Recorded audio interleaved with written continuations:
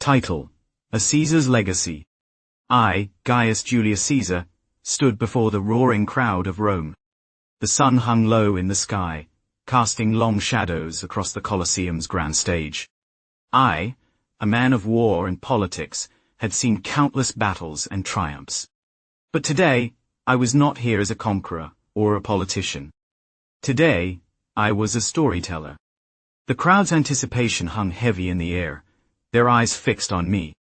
My heart pounded in my chest as I began to speak. "People of Rome," I started, my voice steady and clear. "I have fought for you, bled for you, and led you through times of war and peace." A murmur of approval rippled through the crowd. I continued, "But today, I wish to share with you not tales of battle or politics, but a story that has shaped my life. A story of love, betrayal, and destiny." I took a deep breath, recalling the day I first met Cleopatra, the enchanting queen of Egypt. It was in the heart of Alexandria, under the golden sands of Egypt, where our eyes met for the first time. I said, my voice filled with longing. Her beauty was like none other, her spirit fierce and independent. The crowd leaned forward, their interest piqued. I continued, "We spent days together, learning about each other's cultures, sharing stories and laughter. It was a whirlwind romance, one that blossomed under the Egyptian sun. But our love was not meant to be. Betrayal lurked in the shadows, waiting to strike. My fellow Romans saw our union as a threat, I confessed, and they demanded my return to Rome. Cleopatra and I knew we could not be together, at least not openly."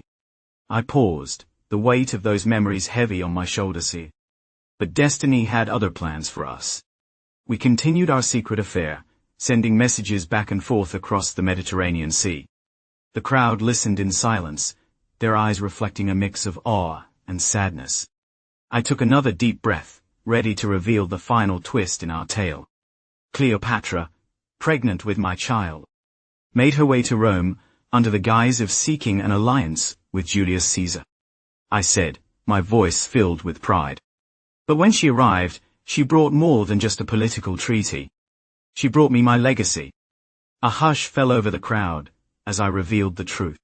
Our son, Gaius Octavian, was born in Rome, and he would grow up to be the first Roman emperor, Augustus, I declared. The crowd erupted into cheers and applause. I looked out at my audience, their faces filled with wonder and admiration.